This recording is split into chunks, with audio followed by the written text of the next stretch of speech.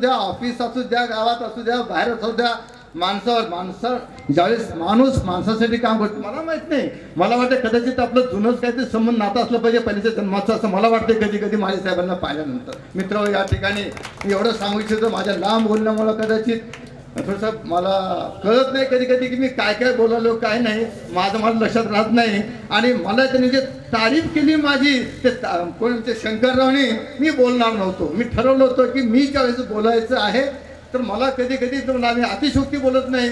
मी जी समजा एखादी गोष्ट ठरवून आलो तर मला 2 मिनिटामध्ये माझा विसर पडतो. मला कधी कधी म्हणतात, घरचे म्हणतील, बाहेरचे म्हणतील, एक वेळ तुला अशी येईल काय म्हणून तुमचं नाव काय सांगा, म्हणजे मला गळ्यामध्ये पलितं बांधून फिरायची पाळी येते की नाही. डॉक्टरसाठी मी अतिशोक्ती बोलत नाही, हे माझं खरं तर सांगायला लागलो की माझी वस्तुस्थिती आता झालेली आहे.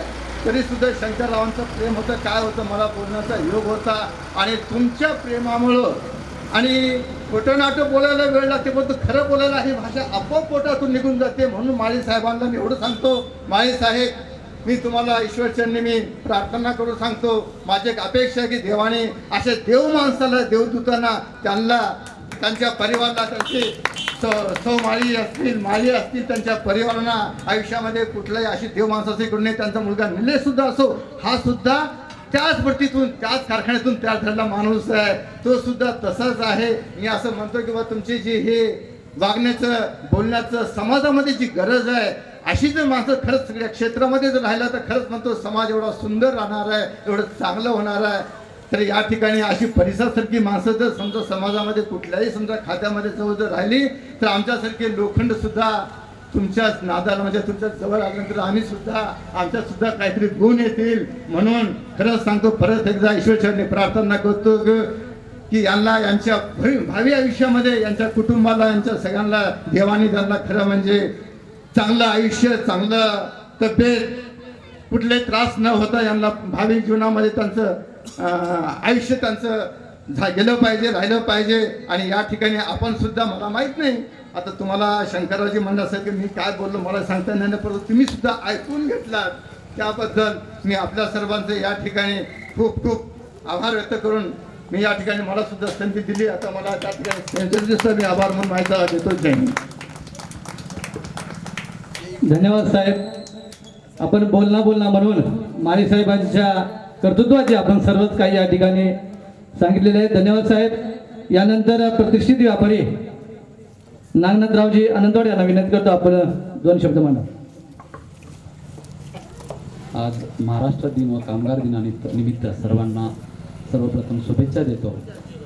आणि महामानवास व कैलासवासी गंगारामजी ठक्करवाड साहेबांना विनम्र अभिवादन करतो की ज्या मातीत असे माणसं घडतात ते इथं तिथं नाही तर दिल्लीपर्यंत नाव जाते.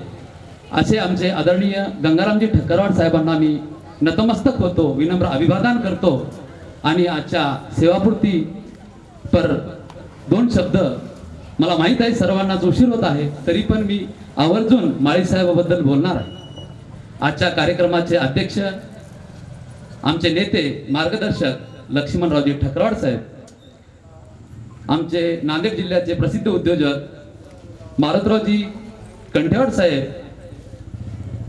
गोपुलवाड साहेब, काळेवाड साहेब आणि दासवाड साहेब आवर्जून उपस्थित आहेत. आणि अमितजी कंठेवाड, गिरोडदादा आणि संग्राम पाटील हैगल्ले व सर्व व्यासपीठ. चुकून कोणाचं नाव राहिलं असेल, ज्यांचं नाव घेतलं ते मोलाचे, ज्यांचं नाही घेतलं ते लाख मोलाचे समरून मी पुढे सुरुवात करतो. आणि मित्र हो, माझा आणि काकाचा सहवास 2015ला आला. तोपर्यंत मला काकाची ओळख नव्हती. जेव्हा दुःखाचं डोंगर कोसळलं, त्या दुःखाच्या डोंगरातून काका काय बाहेर यायच्या मनस्थितीत नव्हते. माझा त्यांचा सहवास आला. शहारे उभा टाकतात की मित्र हो, एखादा आपल्या जीवनातून एक व्यक्ती कमी होतो आणि ते आघात किती मोठा असतो, त्यावेळेस मी त्यांना महसूस केलं. आणि त्यावेळेस माझा त्यांचा संबंध आला. काकाचं घर रस्त्यात होतं. आणि असे माणसं घडणं बार बार घडत नाही. आपल्या कर्तव्याशी एकनिष्ठ राहत नाही. आता एका कर्मचाऱ्यानं किंवा अधिकाऱ्यानं सांगितलं की खरंच भाग्य आहे की जे लोक आपल्या कर्तव्याशी म्हणजे ड्युटीशी एकनिष्ठ राहतात. आजचे साहेब लोक आहेत लाईट बिल भरतो म्हणतात, भरत नाही. तुमचं काही काम करायचं आहे म्हणतात, 100-200 घेतात, गायब होतात. आणि खूप असे प्रॉब्लेम आमच्याकडे येतात. पण माळी साहेबाबद्दल जर वक्तव्य करायचं झालं तर त्यांना असं होतं की त्यांना काही वेळ नव्हती, त्यांच्या ड्युटीची वेळ नव्हती. तुम्ही 12 वाजता लावा, 1 वाजता लावा, त्यांच्या 24 तास 24 आवर्स त्यांची ड्युटी हो, असं मला वाटते. का तर आम्ही गावातून सगळ्यांना ऐकत होतो, समजून घेत होतो. त्यांच्याबद्दल जे उद्गार आहेत सुसंस्कृत, त्यांनी त्यांचा जे परिवार घडवला आणि आम्हाला सुद्धा त्यांच्याकडून एक आदर्श प्रेरणा मिळाली की असे व्यक्तिमत्व ज्यांनी आपलं पूर्ण आयुष्य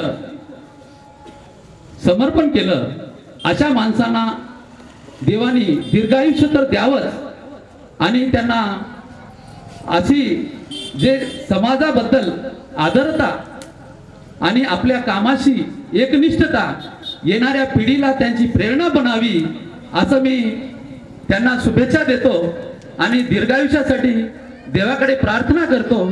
आणि साहेब, पुढील आयुष्य तुमचं नातवंड आणि आवर्जून सांगतो की समाजासाठीही तुमचं इथून आम्हाला वेळ पाहिजे, एवढं सांगतो. थांबतो. जय हिंद, जय महाराष्ट्र.